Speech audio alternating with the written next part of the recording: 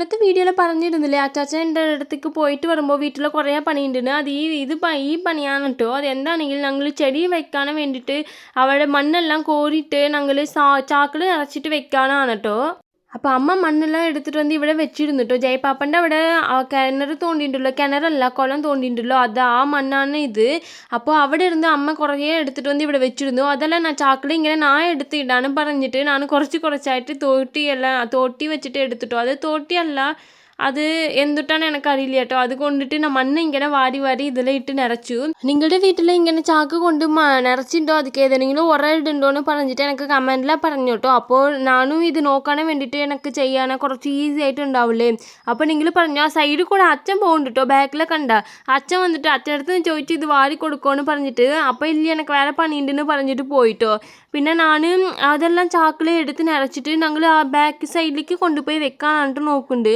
അപ്പോൾ ഇവിടെ ഞങ്ങൾ നിറച്ച ചാക്കെല്ലാം ഓരോന്നായിട്ട് പിടിച്ച് ഞങ്ങൾ രണ്ടാളും കൂടിയിട്ട് ഇതോ ആ സൈഡിൽ കൂടെ വെച്ചിട്ട് കാണാണ്ട അവിടേക്ക് വെച്ചിട്ടോ. അത് കഴിഞ്ഞിട്ട് ഇതോ ഞങ്ങൾ ഓൺലൈനിലാണ് വിത്തെല്ലാം പർച്ചേസ് ചെയ്തിരുന്നു. അവിടെ നിന്ന് മേടിച്ചിരുന്നു കേട്ടോ.